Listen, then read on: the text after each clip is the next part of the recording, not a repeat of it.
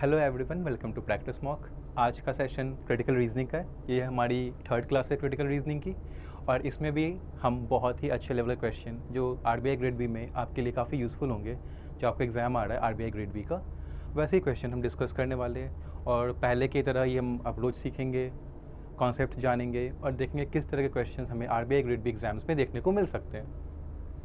तो चलिए स्टार्ट करते हैं। अच्छा, स्टार्ट करने से पहले आप सबके लिए बहुत अच्छी न्यूज़ है, वो ये कि प्रैक्टिस मॉक ने आपके लिए बैंकिंग वीडियो कोर्सेज लॉन्च किए हैं।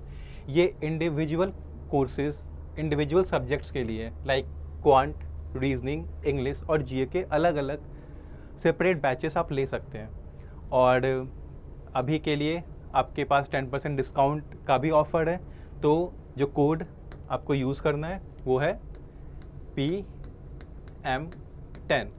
इस कोड का यूज़ करके आप 10% डिस्काउंट कोर्सेज़ पे अवेल कर सकते हैं। देखिए, ये कोर्स एक अच्छी अपॉर्चुनिटी भी है आपके लिए, वो इसलिए क्योंकि एग्ज़ाम से आपको अच्छी जॉब मिलती है, और उस एग्ज़ाम को क्लियर करने के लिए एक बार आपको बेसिक से एडवांस पढ़ना होता है, आपको कॉन्सेप्ट्स क्लियर करने होते हैं। जब आप कॉन्सेप्ट्स क्लियर कर लेते हैं तो जितने भी कैसे भी क्वेश्चंस एग्ज़ाम में आए, आपके कॉन्सेप्ट्स क्लियर है तो आप उनसे डील कर लेंगे। और कॉन्सेप्ट्स क्लियर करने के लिए आपको एक बार बेसिक से एडवांस पढ़ना पड़ता है। तो ये अपॉर्चुनिटी काफ़ी अच्छी है, बार बार नहीं आती है, तो इसको अवेल करें और इसका फ़ायदा उठाएं। चलिए अब हम चलते हैं, आगे बढ़ते हैं। ओके, ठीक है, डायरेक्ट हम क्वेश्चंस पे ही आएंगे। ये पहला क्वेश्चन है, देखते हैं क्वेश्चन क्या कह रहा है। हाँ, as per the doctors, body temperature varies over a 24-hour period with a low point roughly between 4 AM and 5 AM in the morning। मतलब क्या कह रहा है कि डॉक्टर्स क्या कहते हैं कि जो बॉडी टेम्परेचर होता है हमारा, वो चेंज होता रहता है 24 आवर पीरियड में, और 4 AM और 5 AM के बीच में हमारा बॉडी टेम्परेचर सबसे लो हो जाता है।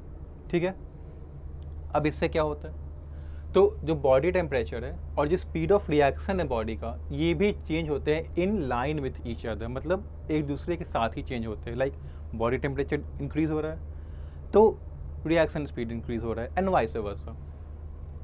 यहाँ भी अच्छा, this means a high body temperature is accompanied by a higher speed of reaction in the body. ठीक है, ये वही चीज़ बोल रहा है कि हायर बॉडी टेम्परेचर होती है तो हाई रिएक्शन होता है।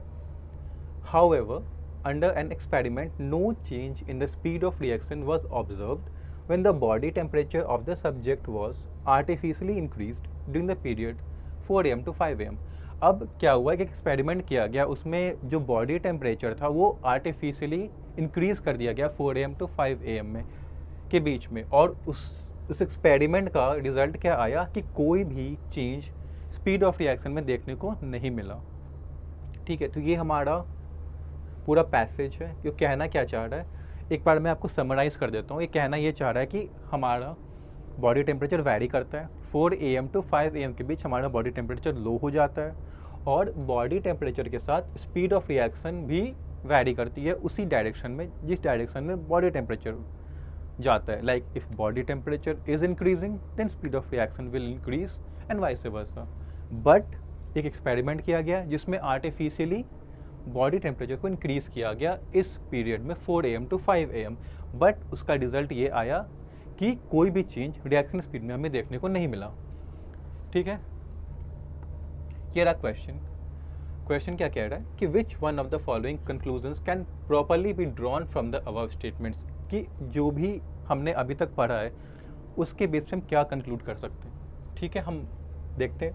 लो speeds of reaction do not cause low body temperature. Low speeds of reaction cause low body temperature. Low body temperature cause low speeds of reaction. Artificially raising body temperature cause increased speed of reaction, and low body temperatures do not cause low speeds of reaction. अब देखिए, experiment जो हुआ उसमें ये देखा गया कि speed temperature increase करने का कोई भी इफ़ेक्ट स्पीड पे नहीं दिखा हमें। ठीक है, तो इससे हम क्या कंक्लूड करते हैं, देखिए टेम्परेचर, एक मिनट, हाँ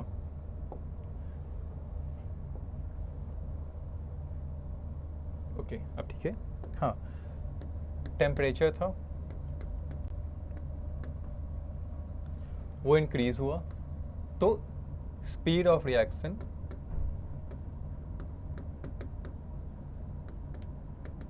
इंक्रीज होता है, और अपोजिट केस में भी सेम होता है, ये डिक्रीज होता है, ये डिक्रीज होता है।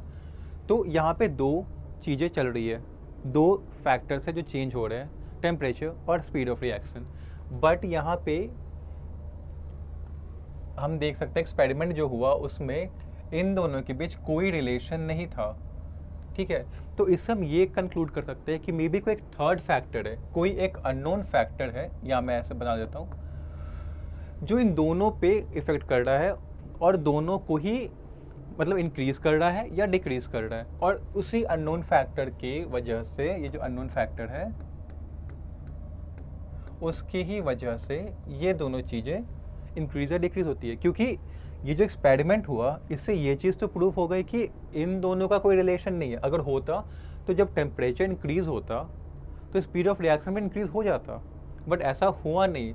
मतलब ये दोनों इंक्रीज तो हो रहे हैं बट एक दूसरे की वजह से नहीं हो रहे हैं।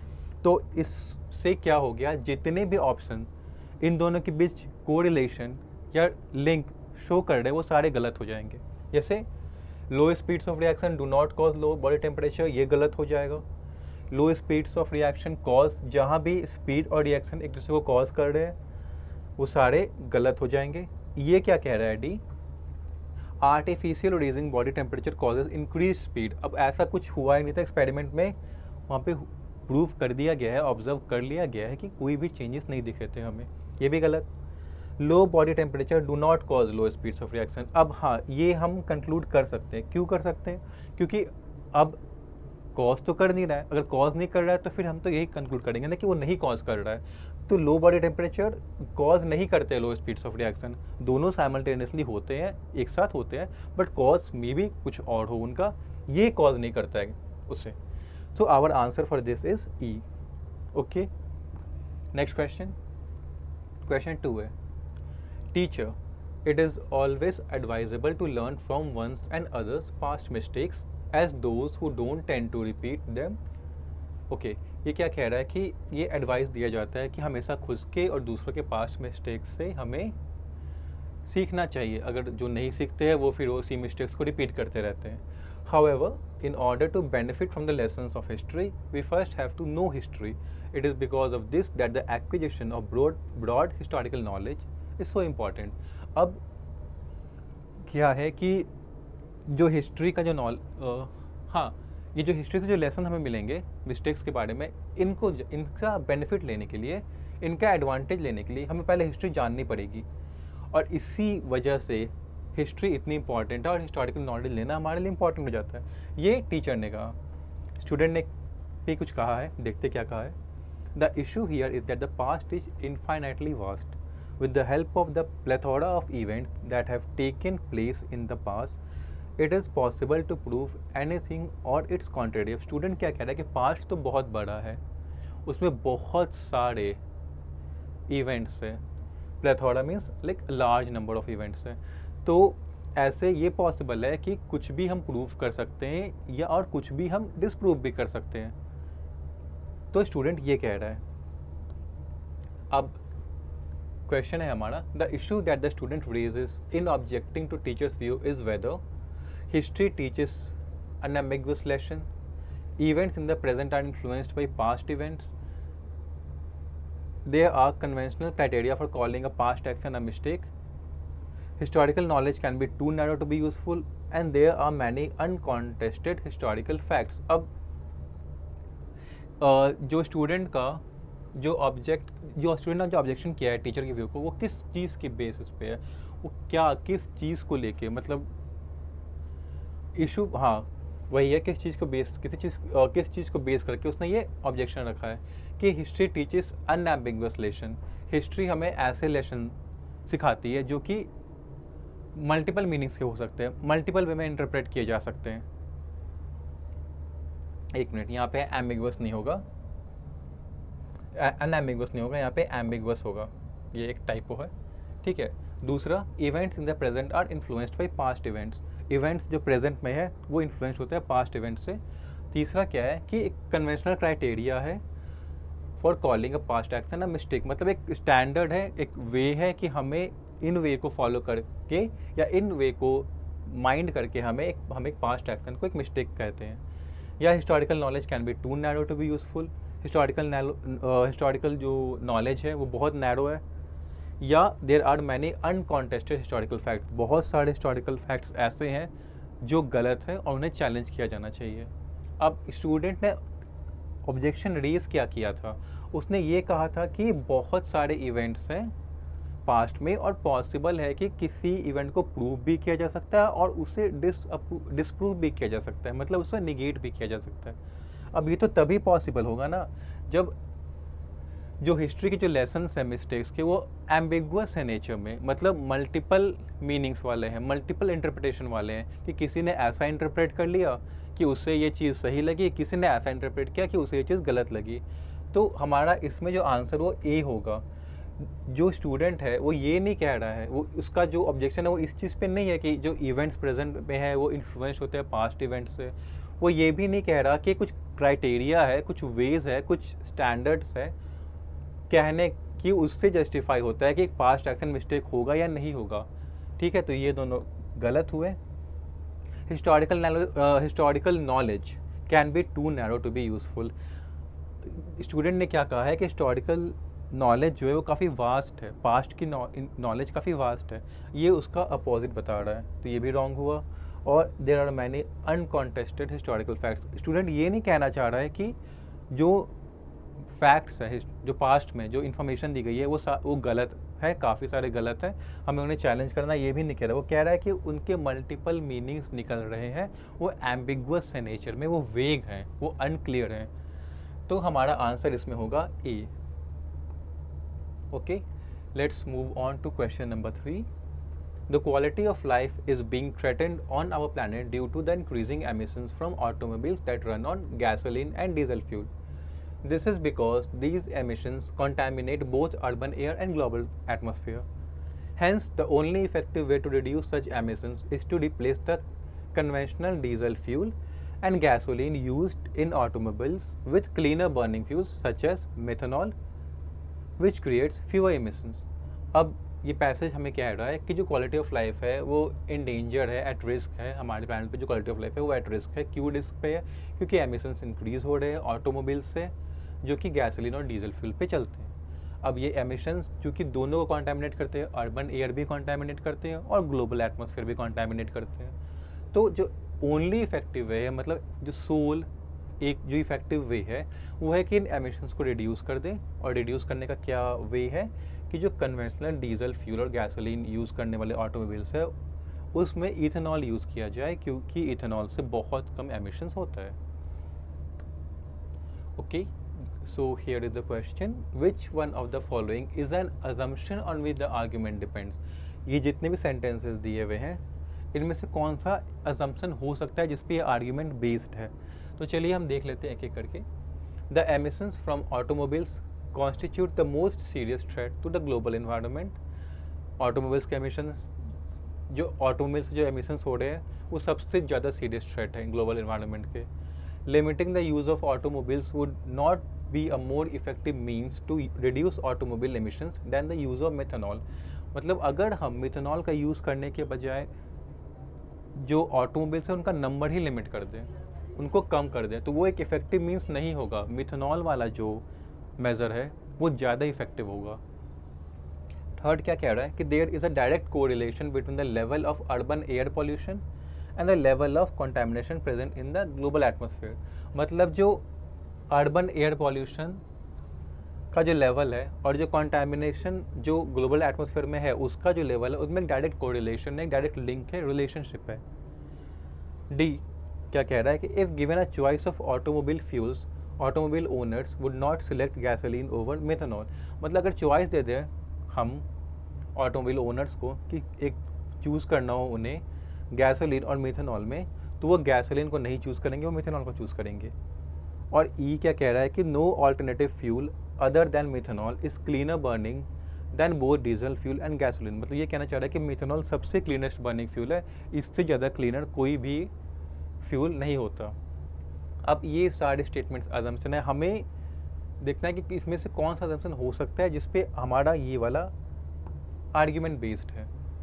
तो यहाँ पे पहला, दूसरा, तीसरा, चौथा और पांचवा में से हमारा जो आंसर होगा वो होगा बी। बी क्यों होगा?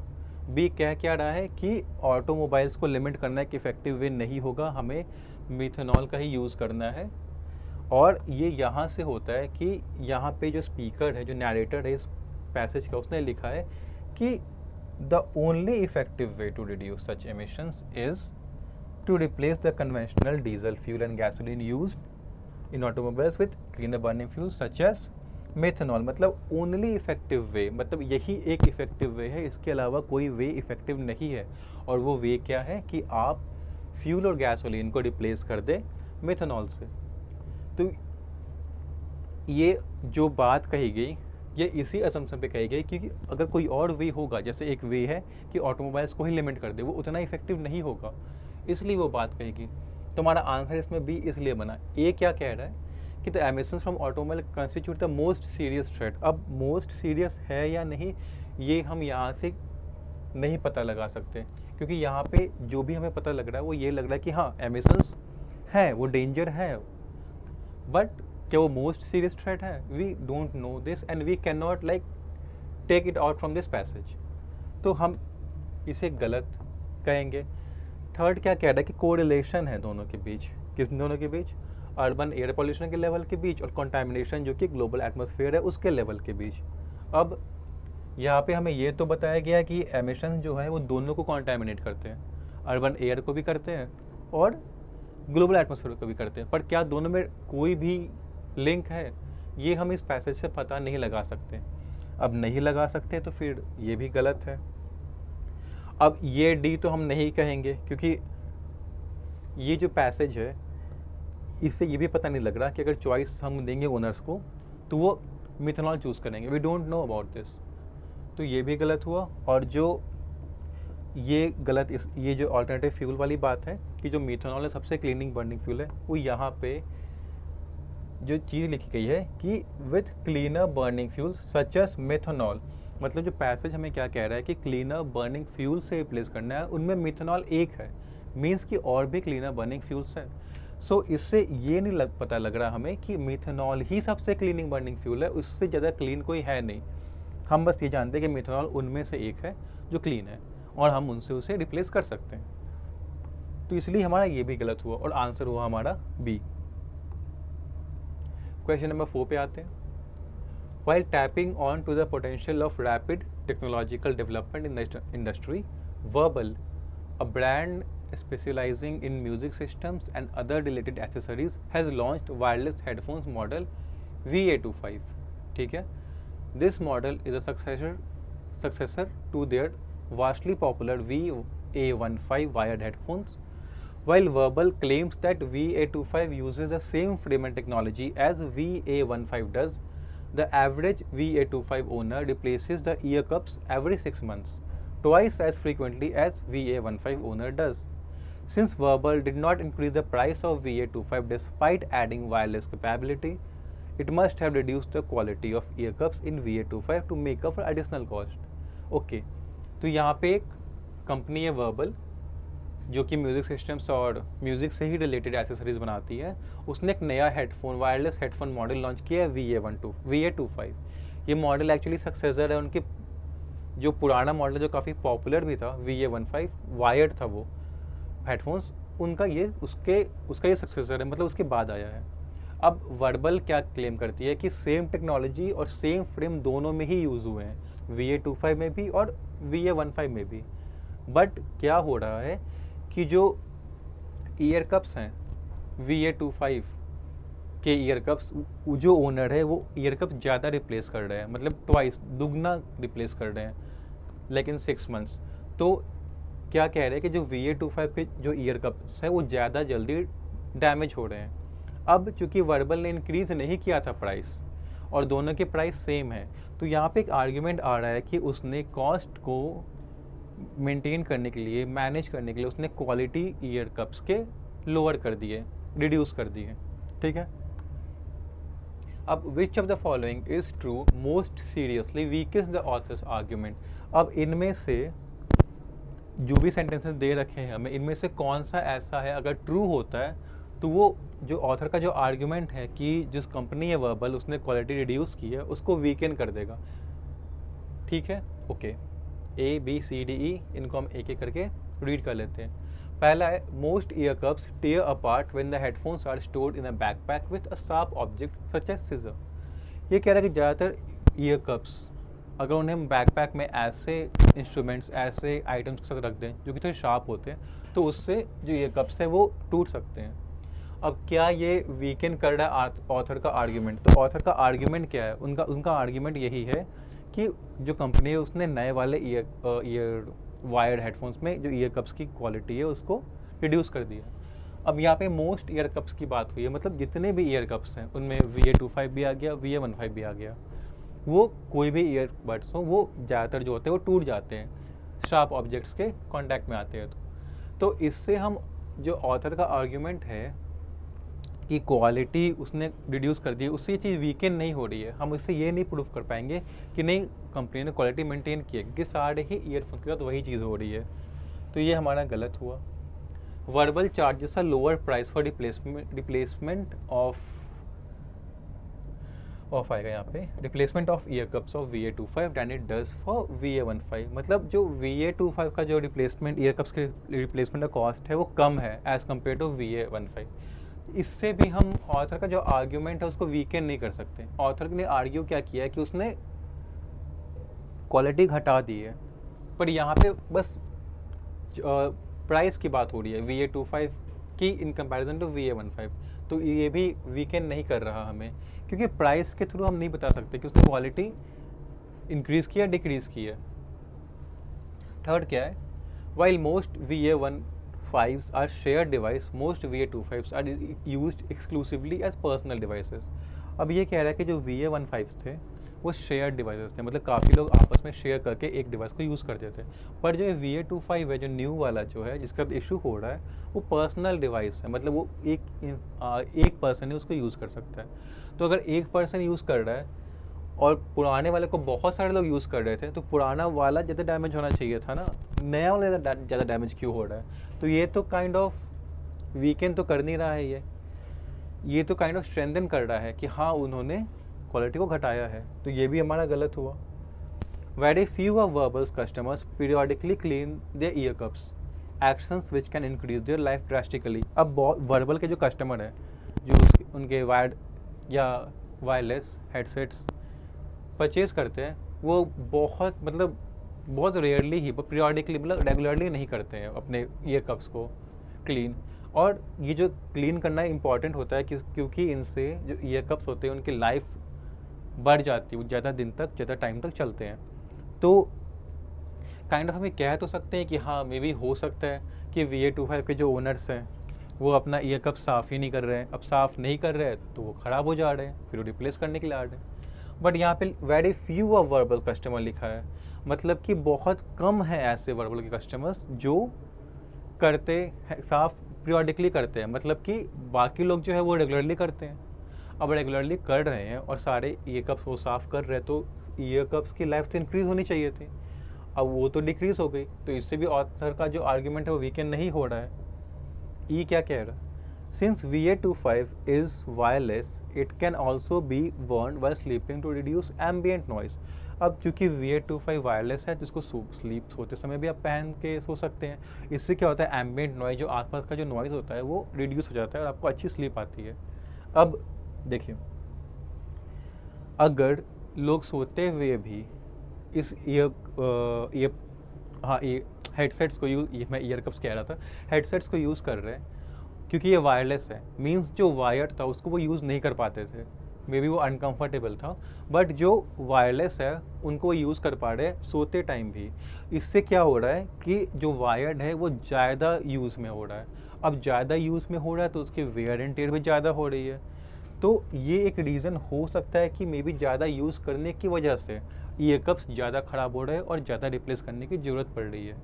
तो यहाँ पे ज़्यादा ओवर यूज़ जो है वो फैक्टर है, क्वालिटी फैक्टर नहीं है। तो ये काइंड ऑफ चीज़ उस ऑथर का जो आर्ग्यूमेंट था कि नहीं उन्होंने क्वालिटी रिड्यूस किया है इस वजह से वो ख़राब हो रहे हैं, ये निगेट होता है और ये कहता है कि नहीं वो ओवर यूज़ हो रहा है इस वजह से ख़राब हो रहा है। तो ये हमारा जो स्टेटमेंट है इसने ऑथर के आर्ग्यूमेंट को वीकन कर दिया और ये हमारा आंसर भी हुआ। Okay, question 5। Aparna, I cannot tolerate the nuisance of drug abuse in my current university, and thus I have decided to transfer to a university where there are no fraternities in case nothing is done about the drug problem at this university.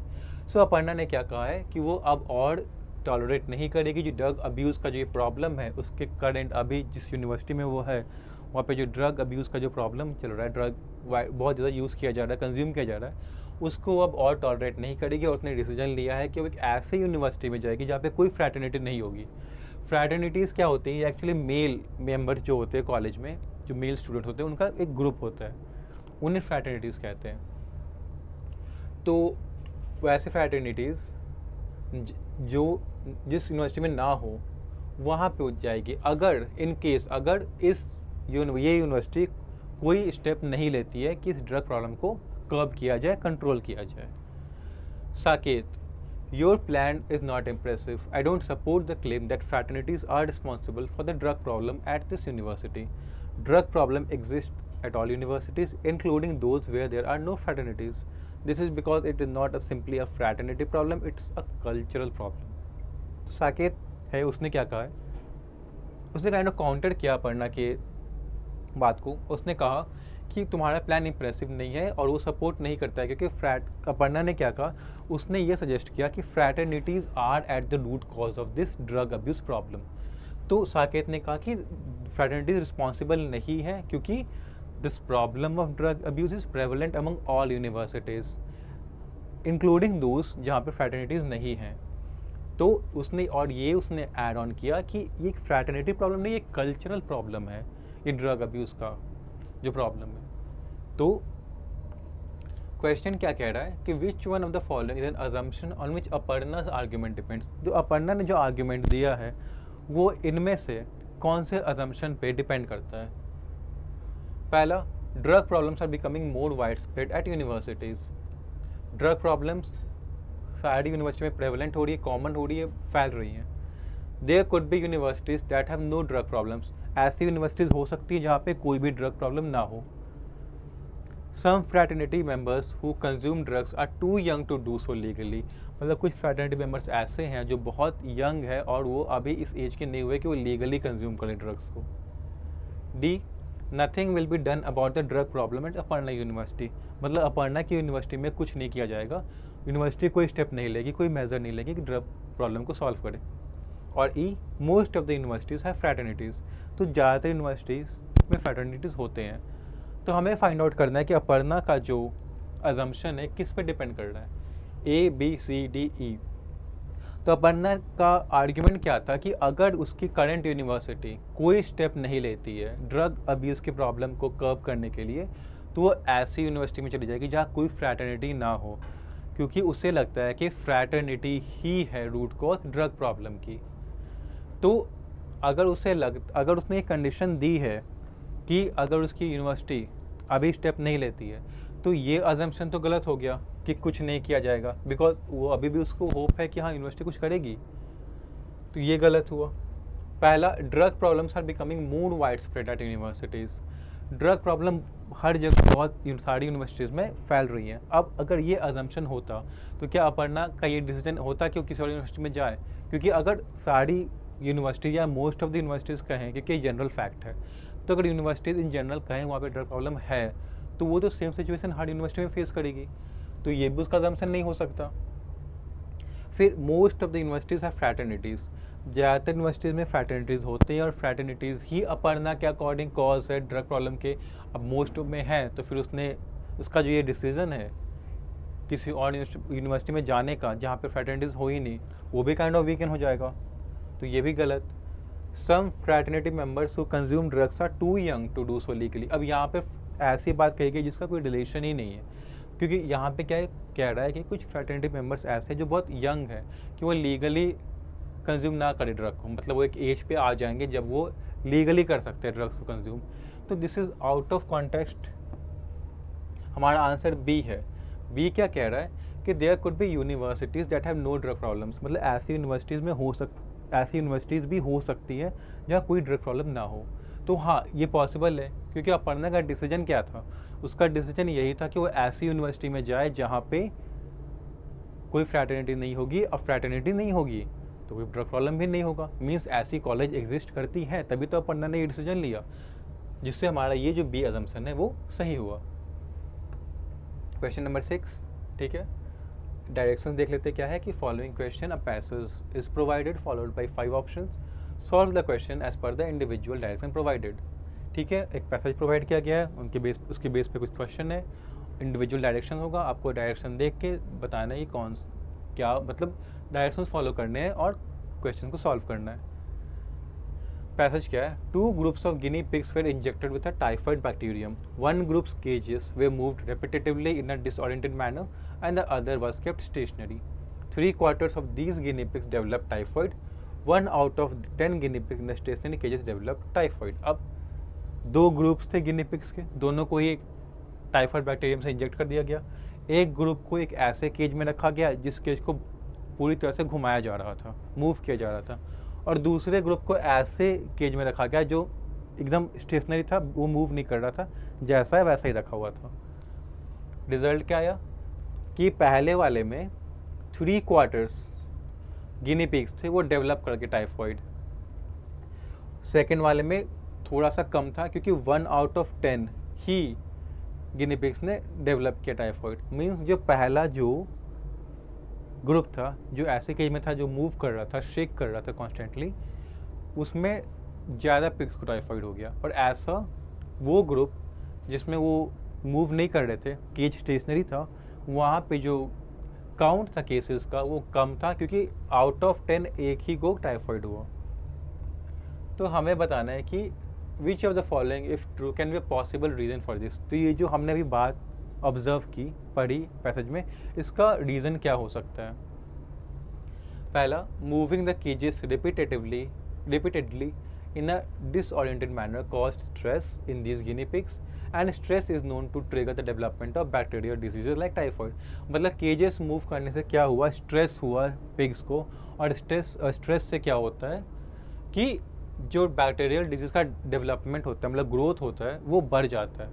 तो हाँ, हमारे possible reason हो सकता है, क्योंकि हमने क्या देखा कि जो केज मूव कर रहा था वहाँ पे ज़्यादा पिग्स को हो गया।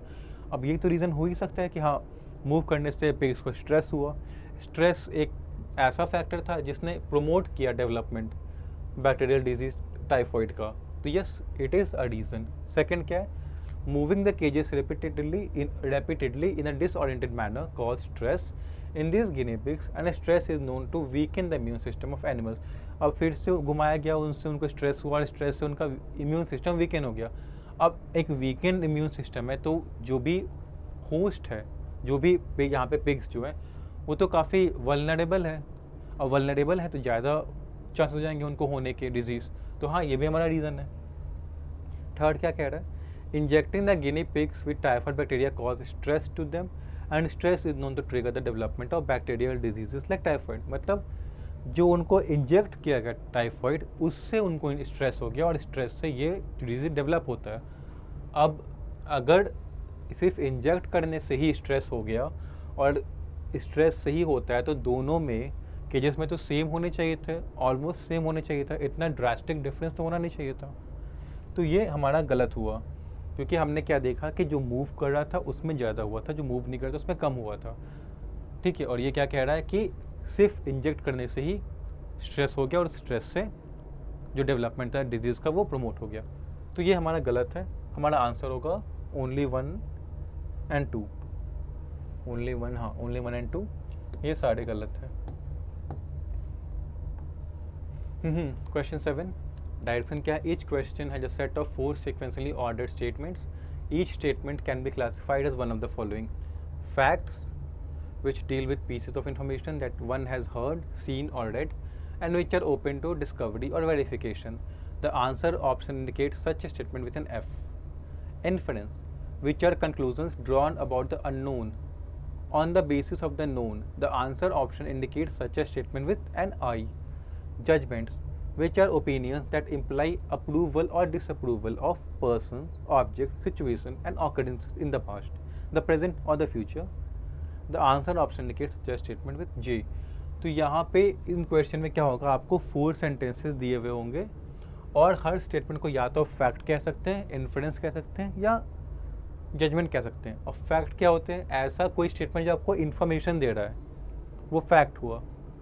इन्फ्रेंस मतलब अगर कोई स्टेटमेंट, इन्फ्रेंस क्या होता है, वो कंक्लूजन्स होते हैं किनके, drawn about the unknown on the basis of the known. मतलब कोई इन्फॉर्मेशन दी गई आपको, उससे आपने क्या कंक्लूड किया, क्या समझा, ऐसा कुछ होता है ना, रीड बिटवीन द लाइन्स. आपने उसको क्या वहाँ पे एक्सप्लिसिटली नहीं दिया हुआ था, इम्प्लिसिटली था, इम्प्लाइड था, आपने उसको ड्रॉ कर लिया, समझ लिया, वो इन्फ्रेंस हुआ.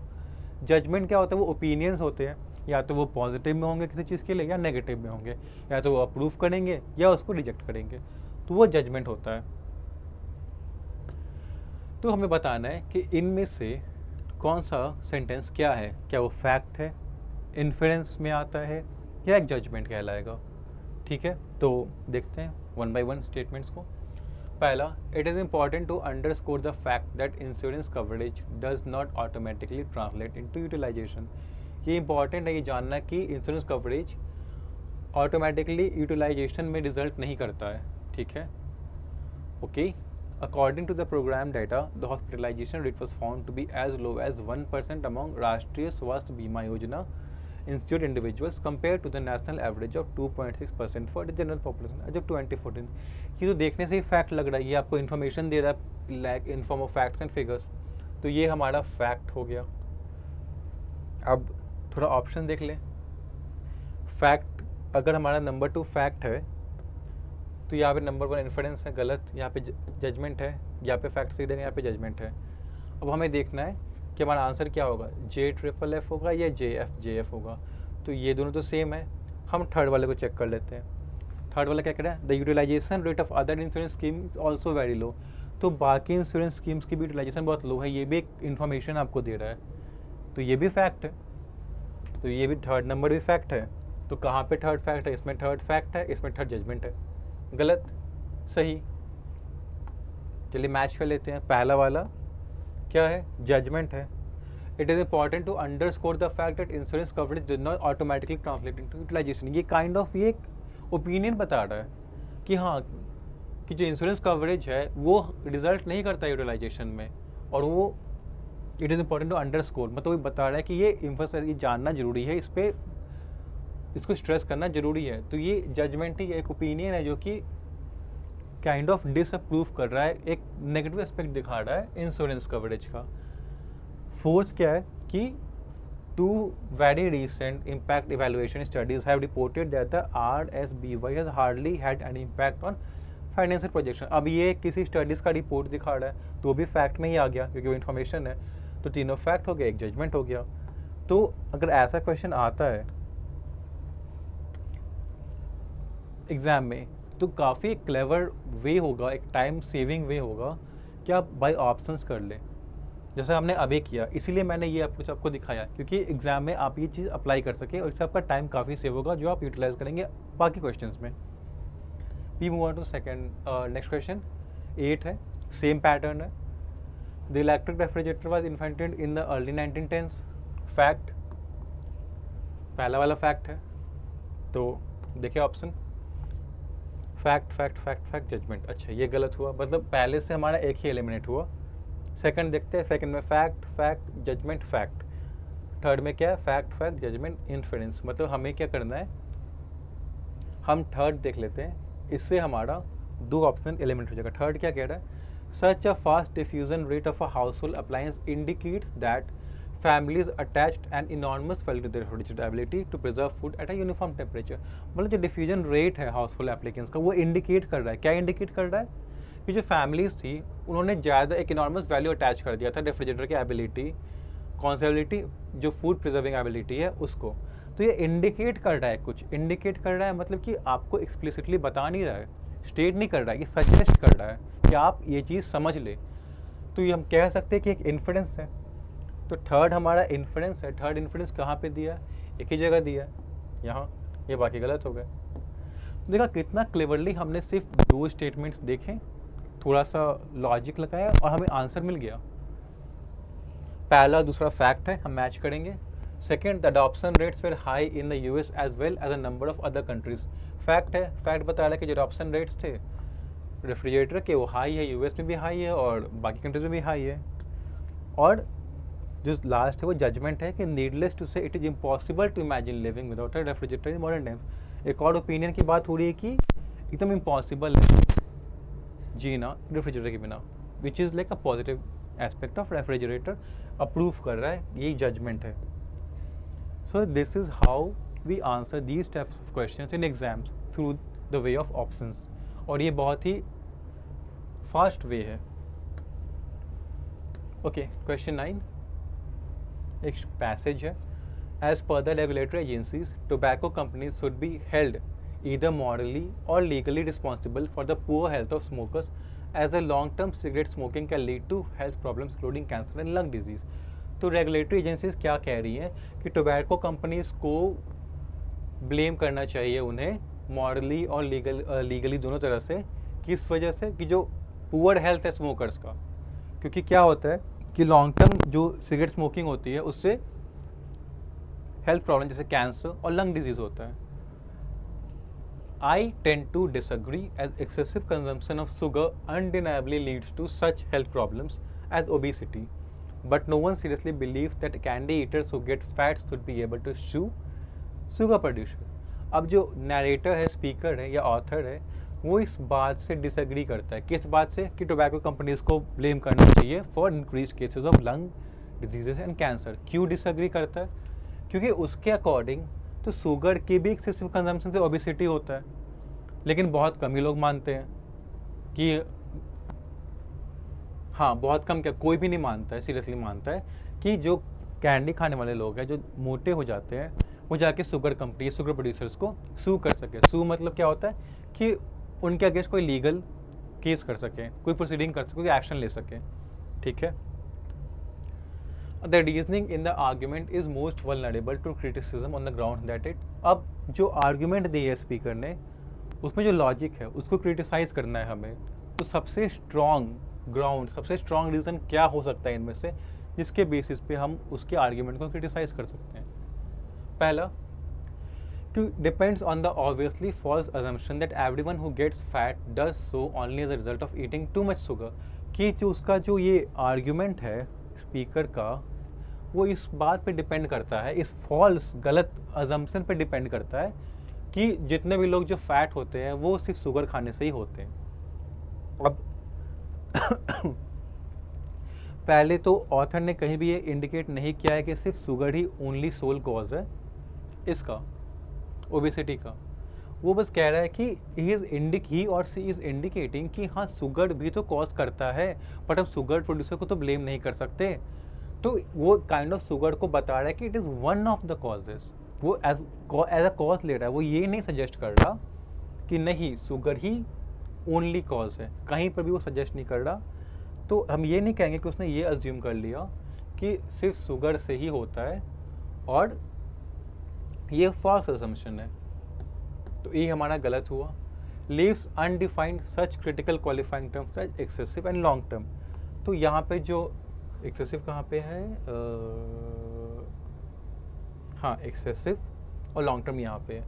तो इसने उसको डिफाइन नहीं किया, मतलब नहीं बता रहा है कितना एक्सेसिव कितना लॉन्ग टर्म, तो उसने ये चीज़ को डिफाइन नहीं किया, इसीलिए उसका आर्ग्यूमेंट गलत। अब उसने क्या कहा है कि लॉन्ग टर्म सिगरेट स्मोकिंग से हेल्थ प्रॉब्लम होती है और एक्सेसिव कंजम्पशन से भी होती है। हमें ये बात इस कॉन्टेक्स्ट में है ही नहीं कितना लॉन्ग टर्म है कितना एक्सेसिव। वो आर्ग्यूमेंट क्या बता रहा है कि अगर हम ब्लेम करते हैं टोबैको कंपनीज़ को for lung cancer, lung disease और कैंसर के लिए, क्यों? क्योंकि लॉन्ग टर्म सिगरेट स्मोकिंग से ये चीज़ें हो जाती हैं। बट वो उससे डिसएग्री करता है। क्यों करता है? क्योंकि शुगर से भी तो ओबेसिटी होता है एक्सेसिव कंजम्पशन से, तो हम शुगर कंपनीज को तो नहीं ब्लेम कर सकते उस चीज़ के लिए। तो यहाँ पे इससे मतलब उन्हें नहीं है कि लॉन्ग टर्म और कितना एक्सेसिव, उसने बस एक कोरिलेशन बताया कि हाँ ये चीज़ है, यहाँ पे ये चीज़ अप्लाई नहीं हो रही है, बट वहाँ पे क्यों अप्लाई हो रही है, ये कहना है उसका। तो this long term and this excessive does not need to be defined, ये चीज़ को जस्टिफाई करने के लिए कि ऑथर का आर्ग्यूमेंट क्या है। सो नहीं, इस बेसिस पे भी हम इसको क्रिटिसाइज नहीं कर सकते. Fails to address the striking differences in the nature of the threat to health posed by obesity on the one hand and cancer and lung disease on the other. अब क्या कह रहा है कि जो ऑथर है उसने ये चीज़ एड्रेस नहीं की है, उसने ये चीज़ मेंशन नहीं किया है. क्या मेंशन नहीं किया है कि जो डिफरेंसेस होते हैं, किस तरह से लंग डिजीजेस और कैंसर जो रिस्क प्रेजेंट करते हैं, जो डेंजर प्रेजेंट करते हैं, और ओबेसिटी जो डेंजर प्रेजेंट करता है, उनमें डिफरेंस जो होता है उसको ऑथर ने नहीं बताया है, उसने उसको नहीं एक्सप्लेन किया है, नहीं एड्रेस किया है. तो काइंड ऑफ ये बात तो हम मान सकते हैं कि हाँ, कैंसर और lung disease, because cancer and lung disease they affect different types of organs of the body. Obesity से क्या हो रहा है यहाँ पे, वो फैट हो जा रहे हैं. दोनों में काफ़ी डिफरेंस है, उनके नेचर में, उनके इफेक्ट में, उनकी सिविरिटी में बहुत डिफरेंस है. तो हम काइंड ऑफ एकदम से कोरिलेट नहीं कर सकते कि दोनों में एक ही केस होगा, वन शू फिट्स ऑल वाला सिचुएशन यहाँ पे हो जाएगा, क्योंकि दोनों के इफेक्ट्स, दोनों की सिविरिटी अलग अलग होती है. Like if you compare cancer and lung disease with getting fat, there are like poles apart. वो they are not on the same path, they are not on the same level. तो हाँ, ये चीज़ author ने address नहीं की है, तो kind of इससे उसका आर्ग्यूमेंट थोड़ा क्रिटिसाइज, थोड़ा वीकन हो सकता है. तो हम चलिए इसको कर लेंगे, इसको हम रखेंगे. डी क्या है, fails to establish the connection between obesity and sugar eating is as scientifically well documented as that between smoking and the health problem suffered by smokers. कि उसने ये इस्टेब्लिश किया ही नहीं है कि जो ओबेसिटी और शुगर ईटिंग में जो कनेक्शन है वो उतना साइंटिफिकली स्टैब्लिश्ड नहीं है, डॉक्यूमेंटेड नहीं है, जितना कि स्मोकिंग और हेल्थ प्रॉब्लम्स का हुआ है जो स्मोकर से होता है. तो यहाँ पे उसने कहा है कि excessive consumption of sugar undeniably, मतलब इस बात को डिनाई नहीं कर सकते, मतलब in the view of author, in the view of speaker जिसने आर्ग्यूमेंट दिया है, वो अनडिनाई नहीं कर सकते इस बात को. तो अगर वो इतना श्योर होकर कह रहा है तो ऑब्वियसली ही और she would have observe something based on studies और इंफॉर्मेशन. तो उसने काइंड ऑफ इस वर्ड से ये तो इस्टेब्लिश कर ही दिया कि हाँ, शुगर और ओबेसिटी का कनेक्शन है, और एक अनडिनाइबल कनेक्शन है कि शुगर कॉजेज ओबेसिटी. तो ये भी हमारा गलत हुआ कि इस्टेब्लिश नहीं कर रहा है, because he had used the word undeniably, which suggest कि हाँ, ये बात सही है. थर्ड के attribute certain beliefs to many people without identifying the people who allegedly hold those beliefs. मतलब यहाँ पे उसने एक बात कही थी कि but no one seriously believes. तो ये क्या कह रहा है कि उसने ऐसे बात तो कर दी कि हाँ, बहुत सारे लोग बिलीव नहीं करते, बट बता नहीं रहा वो ऑथर, आइडेंटिफाई नहीं कर रहा कि कौन से वो लोग हैं जो बिलीव नहीं करते कि हाँ तुम कर सकते हो. तो यहाँ पे लिखा है कि identifying the people who allegedly hold those beliefs. तो एक तो ये है कि this sentence is not directly connected with the reasoning in the argument जिसके बेसिस पे ऑथर ने ये बात कही है. सेकेंड कि अगर आइडेंटिफाई करता है तो यहाँ पे बात है कि who allegedly hold those beliefs. Allegedly का मतलब होता है कि विदाउट प्रूफ, उन्होंने अपेरेंटली मान लिया है ऐसा बिलीव्स को. बट अगर हम पैसेज को देखें तो यहाँ पर लिखा है but no one seriously believes. अब we can not know if their beliefs are validated, उनके बिलीव्स किसी फैक्ट, इंफॉर्मेशन या ऑब्जर्वेशन में बेस्ड है, या बस उन्होंने बिना किसी प्रूफ के मान लिया है, या एक्सपीरियंस पे है.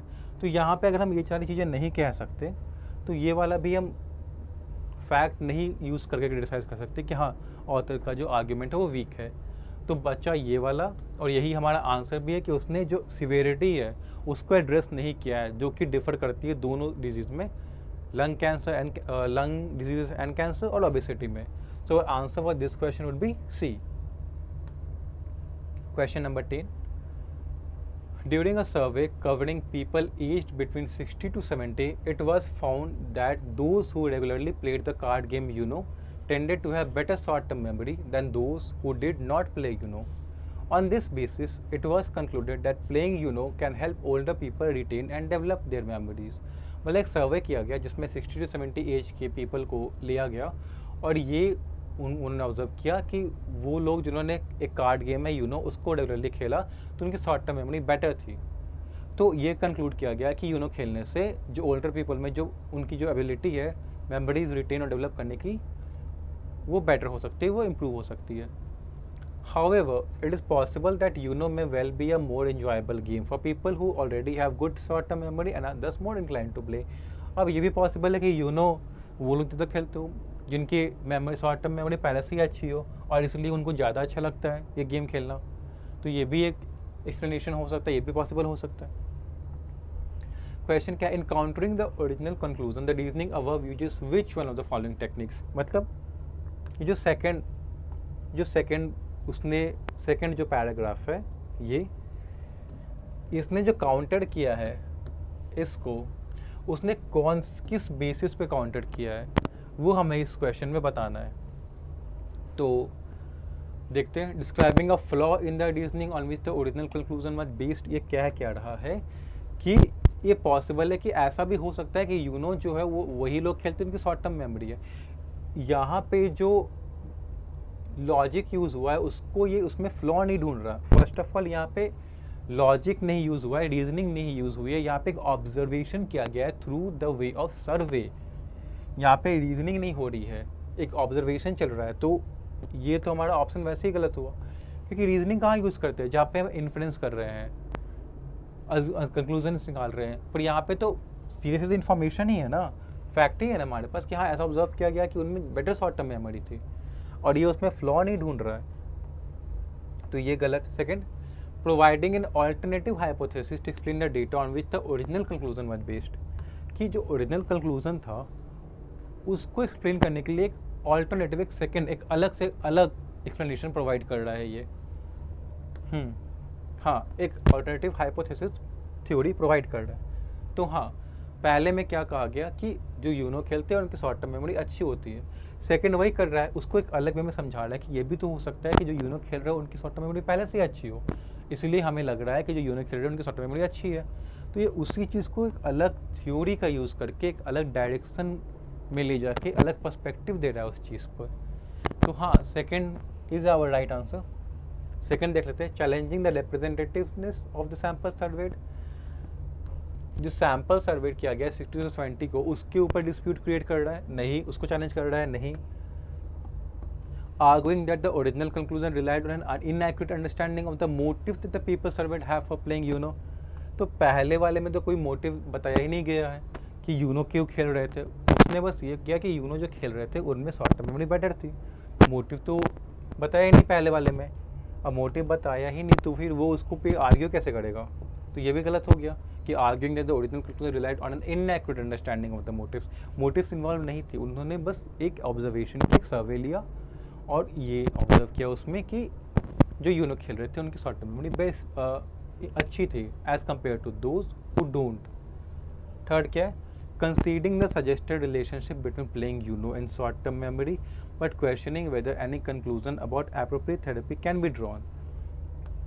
ये कह रहा है कंसीडिंग का मतलब होता है अग्रीइंग. मतलब जो सजेस्टेड रिलेशनशिप है, जो पैसेज ने सजेस्ट किया कि रिलेशनशिप है यूनो और शॉर्ट टर्म मेमोरी का, उसको उसने माना.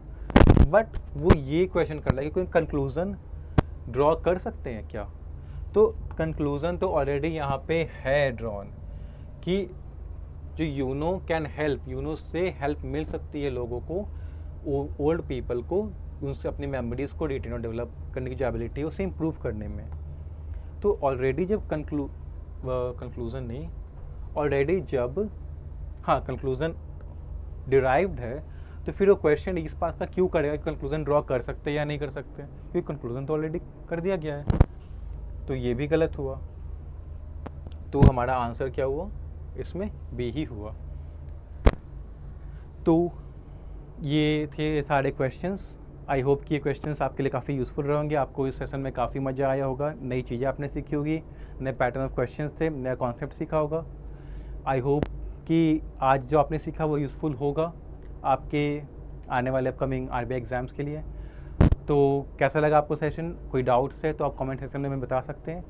आज के लिए this is all. Have a nice day aspirants. Thank you.